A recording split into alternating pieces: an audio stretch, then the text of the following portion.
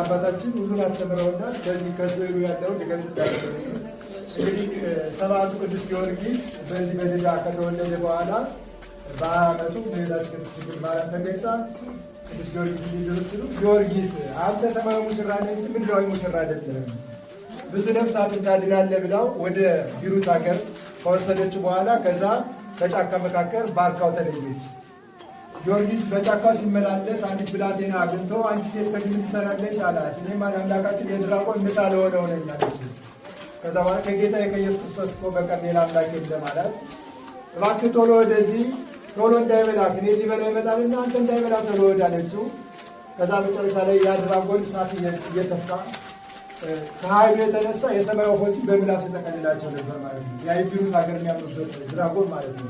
ከዛ መጨረሻ ላይ ቅዱስ ጊዮርጊስ ሊውጠው ሲል ቅዱስ ጊዮርጊስ ጌታዬና መድኃኒቴ ኢየሱስ ክርስቶስ ይህን የዲያብሎስ ማደሪያ ድል አደርገው ዘንድ ኃይልን ስጠኝ ብሎ ጸለየ። ከዛ ከሰማይ ድምፅ መጣለት፣ ጊዮርጊስ ጊዮርጊስ ኃይል ታደርጋለህ፣ ድራጎንን በአንተ ላይ ስልጣን የለውም አለው። በስመ አብ ወወልድ ወመንፈስ ቅዱስ አሐዱ አምላክ አሜን ብሎ ቢጸልይበት ቅዱስ ጊዮርጊስ ተንፈስሶ ወደቀ። ያን ድራጎን አሰረና ያችን ብላቴና ፈትቶ ወደ ሀገራቸው ሲገቡ ምን አደረግነህ? ልጆቻችን ፈጅቶኛል፣ ታስፈጅ አመጣህብን አሉት። አምላካችን እኮ ነው አሉት። ከጌታዬ ከኢየሱስ ክርስቶስ በቀር ሌላ አምላክ የለም። አሁንም ቢህ ካላችሁ ለቅቄ ያስፈጃቸዋለሁ አላቸው። ከዛ ወዲያውኑ ይህ ኢየሱስ ክርስቶስ የምትለው እንድናመልከው የድራጎን ልትገለው ትችላለህን አሉት። አዎ ገለዋለሁ አላቸው። በኋላ ከከተማ ወጥተው 2 ኪሎ ሜትር ከወሰዳቸው በኋላ ስሙን ይንገራችሁ ከፈረስ ላይ ወጥቶ ያዝን ድራጎንን ወቅተው ከገደለው በኋላ ስሙን ይንገራችሁ ከዛሬ 4 ቀን በፊት እመቤታችን በቤተ ጣራ ተገልጻ ይህ ልጆቻችሁን የፈጀውን ድራጎን እንዲገላ መጣች ማለት ነው። የእመቤታችን ረድኤት በረከት በሀገራችን በሁላችን ላይ ነው። ከዛ በኋላ ሰማዕቱ ቅዱስ ጊዮርጊስ ታሪክ ረጅም ነው፣ ጊዜ ስለሌለ ነው እንጂ ቅዱስ ጊዮርጊስን ከዛ በኋላ ክርስቲያኖች እየተገደሉ እሱ ንግስና ሊያመጣ ነበረው። ወደ የአባቱ ንግስና ሊያመጣ ሲሄድ ምን ክርስቲያኖች እየተሰቃየ አየና ከዛ በኋላ ያን ንግስናውን ትቶ እኔም ክርስቲያን ነኝ ብሎ ብዙ መከራ ተቀበለ። 7 ዓመት መከራ ጸኑበት። ይህ ሁሉ የምታዩት መከራ ያጸኑበት ነው። ቅዱስ ጊዮርጊስ 3 ጊዜ ሙቶ 3 ጊዜ ጌታችን ኢየሱስ ክርስቶስ አስነስቶታል። 7 ዓመት ግን መከራ ጽንተውበታል። በመንኮራኩር ወፍጮ አሰርተው በብረት መፍጮ ስጋው አልፎ አጥንቱ ሁሉ እስከሚበተን ድረስ ፈጩት። ከዛ በኋላ አቃጥለው ዛሬ የምናከብረው የቅዱስ ጊዮርጊስን ስጋ በቀፍ አድርገው እንግዲህ ቅዱስ ጊዮርጊስ የሚባል አናይም ብለው በሂድራ አባታችን ቅድም እንደነገሩን በሂድራ በሚባል ተራራ በተኑት። ቅዱስ ጊዮርጊስ ስጋው በንፋስ ተበተነ፣ በቃ አመድ ሆነ። ከዛ በኋላ ጌታ ኢየሱስ ክርስቶስ መላእክትን አስከትሎ ወረደና አራቱ ንፋሳት ወይ የወዳጄን ቅዱስ ጊዮርጊስን ሥጋ መልሽ አላት። እንደገና ሥጋው ተሰብስቦ ጌታችን ኢየሱስ ክርስቶስ ስሞ ወዳጄ ጊዮርጊስ ሂድና እነዛ ነገሥታት ተዋጋቸው ብሎ መጨረሻ ላይ እነዛ የገደሉት በቃ እንግዲህ ቅዱስ ጊዮርጊስ የሚባል አናይም ብለው በትነው ሥጋውን ሲመለሱ ቅዱስ ጊዮርጊስ እየሮጠ ኧረ ቆዩኝ እኔም ወደ ንጉሥ ልሂድና ደስ እንትን ልበለው ብሎ ከዛ ደነገጡ እነዛና የቅዱስ ጊዮርጊስ አምላክ ትክክለኛ አምላክ ነው፣ ያንተ ግን ጣዖት ነው ብለው በዛ በንጉሡ መስክረው በሰማዕትነት ተዋና ቅዱስ ጊዮርጊስ ከዛ በኋላ መከራው እየጸናበት መጣ። ቅዱስ ጊዮርጊስን በጉጤት ጥርሱን ይነቅሉታል፣ ጥፎቹን ይነቅላሉ። በቃ የእንትኖችን ሁሉ እየነቀሉ ጨረሱት። መጨረሻ ላይ ቅዱስ ጊዮርጊስን ደግሞ እሳት አንድደው ትልልቅ ቢስማር በእግሩ ሰክተው እጅ በስርዓቱ ተረማመዳል። ከዚህ ላይ ግን ቅዱስ ጊዮርጊስ አለቀሰ። ጌታዬና መድኃኒቴ ኢየሱስ ክርስቶስ በዕለተ ዓርብ ከተቀበልከው መከራ ትንሹን ተቀበል ብሎ ቅዱስ ጊዮርጊስ መሄድ አቅቶት እንቧንቧ እያለ በእሳት ወረደ ማለት ነው። ሌላው ቅዱስ ጊዮርጊስን አንድ ጠንቋይ እኔ ይህ ቅዱስ ጊዮርጊስ የሚባል አስማተኛ የእኔ አስማት ይበልጣል፣ አንድ ጠብታ የምሰጠው መርዝ በሬ ከሁለት ይሰነጥቃል። ቅዱስ ጊዮርጊስን አታይቱ ማለትና ለቅዱስ ጊዮርጊስ መርዝ ሰጠው። ቅዱስ ጊዮርጊስ በስመ አብ ወወልድ ወመንፈስ ቅዱስ አሐዱ አምላክ ብሎ ቢጠጣው ፊቱ አበራ። አረ ይህማ አለ አስማቱ ከእጁ ነው ያለ፣ እጁ ይታሰርልኝ አለ ጠንቋዩ። ቅዱስ ጊዮርጊስ እንደዚህ ታሰረና አሁንም ሁለት ጠብታ የምሰጠው ዝሆን ይሰነጥቃል አለና ለቅዱስ ጊዮርጊስ ሰጠው። ቅዱስ ጊዮርጊስ በስመ አብ ወወልድ ወመንፈስ ቅዱስ ብሎ በዚህ ባጋጩ አማትፎ ጠጣው። ሲጠጣው አሁንም ፊቱ ሲያበራ ያ ጠንቋይ ተከትሎ እኔ ውሸታም ነኝ፣ የቅዱስ ጊዮርጊስ አምላክ ትክክለኛ አምላክ ነው፣ እሱን አምልኩት ብሎ ያ ጠንቋይ አምኖ በሰማዕትነት ሞቷል ማለት ነው። ከዛ ሰማዕቱ ቅዱስ ጊዮርጊስን መጨረሻ ላይ ቅዱስ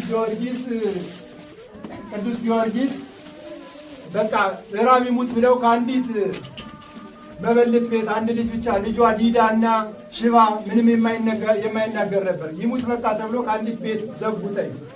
ቅዱስ ጊዮርጊስ የታሰረበት ምሰሶ አፍርቶ አብቦ ለምልሞ ከዛ ሲበላ ሰነበተ። ከዛ የዛችን ልጅ ብላቴና ፈወሰላት። ከዛ መጨረሻ ላይ ቅዱስ ጊዮርጊስ ታሪኩ ረጅም ነው። መጨረሻ ቅዱስ ጊዮርጊስ ለጣዖት ሊሰግድ ነኝ አላቸው። 70 ነገሥታት ተሰብስበው በቃ ጊዮርጊስ እንባል አናይም እንግዲህ ለእኛ ለጣዖት ሰጋጅ ሊሆን ነው ብለው ዝክረ ተንትን አድርገው ድግስ አድርገው ሊበሉ ሊጠጡ ሲሉ ቅዱስ ጊዮርጊስ ሂድና ዕጣን አሉት። ከዛ ቅዱስ ጊዮርጊስ ያንን ሰይጣናቸውን በስመ አብ ወወልድ ወመንፈስ ቅዱስ አሐዱ አምላክ አሜን ብሎ ቢያማቱበት ተንኮታኩቶ ተሰበረ። ያን ብላቴናም ሂድና ዳጎንን ጠርተውና ብሎ ጠራ። ያ ብላቴና አንደበቱ ዲዳ እጁ ሽባ የነበረ የዛች ከቤቷ በቃ ይሙት ብላ ተዘግቶ የነበረው ያፃን ሄዶ እየጠራ ያንን ጣዖታቸውን ይዞ ከዛ ቅዱስ ጊዮርጊስ ቢያማቱበት እየለፈለፈ ከአጋንንቱ ከዛ ከጣዖቱ የነበረ ሰይጣን አሳደድከኝ ከምን ድረስ ብሎ ተኖ ሄደ። መጨረሻ ላይ ቅዱስ ጊዮርጊስን በቃ ሊሙት አንገቱ ተቆርጦ ይሙት ብሎ ተፈረደበት። ከ7 ዓመት መከራ በኋላ ቅዱስ ጊዮርጊስ አንገቱ ይቆረጥ ተብሎ ወደ መቆረጫው ሲወስዱት ምን አለ ቅዱስ ጊዮርጊስ እባካችሁ ፍቱኝ አላቸው። የሚገድሉትን ፍቱኝና እነዚህ 70 ነገሥታት 7 ዓመት ዳሰቃዩ ልጸልይላቸው አለ። ከዛ ቅዱስ ጊዮርጊስን ፈቱት። ጌታዬና መድኃኒቴ ኢየሱስ ክርስቶስ ሆይ እነዚህ 7 ዓመት መከራ እያጸኑብኝ እያደረግ ብዙ ተአምር እያደረግ ስላላመኑ እሳት ከሰማይ ወርዳትላቸው አለ። እሳት ተጠውልጋ መጣ። 70 ነገሥታት በሙሉ ዋንጫቸውን ከወዳፋቸው ሳይሉ በእሳት ላሳጋበላቻቸው። ቅዱስ ጊዮርጊስ መጨረሻ ላይ ጌታችን ኢየሱስ ክርስቶስ ወርዶ ወዳጅ ቅዱስ ጊዮርጊስ ሆይ እንግዲህ ይበቃሃል እና ወደ መንግሥተ ሰማያት ተረፋለው።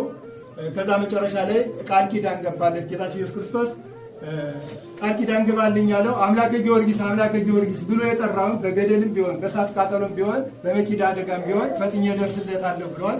ከዛ መጨረሻ ላይ ቃል ኪዳን ከገባለት በኋላ ጌታ ወደ ሰማይ ማረጉ አረገ። የሚገሉት ግን እንደ በድኑ ነው ነበርና ቀስቅሰው ናግደለን አለ ቅዱስ ጊዮርጊስ። ከጌታ ጋር ስላወራ ቅዱስ ጊዮርጊስ ፊቱ ያበራ ነበርና እባክህ ፊትህን ተሸፈንልን አንተ ማየት አንችልም አሉት። ቅዱስ ጊዮርጊስ በፎጣ ሰጥተውት ፊቱን ተሸፍኖላቸው ከመግደያው አንገቱን አደረገ። አንገቱን ሲቆርጡት ደምና ውሃ ወጥቶታል ማለት ነው። ቅዱስ ጊዮርጊስ 7 አክሊል ወርዶለታል።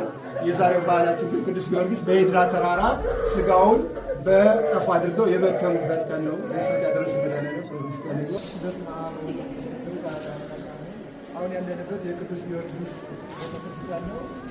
ሰማዕቱ ቅዱስ ጊዮርጊስ እንግዲህ እናቶቻችን የሚጠቀሙት ሰንሰለት 7 ዓመት መከራ ያጸኑበት ነው። በዚህ ቅዱስ ጊዮርጊስን ከፈረስ ጋር እያሰሩ ሲጎቱ በዚህ አስረው በሳት ሲጥሉት 7 ዓመት ቅዱስ ጊዮርጊስ በዚህ ሰንሰለት ነው ታስሮ መከራ የተቀበለበት ቦታ።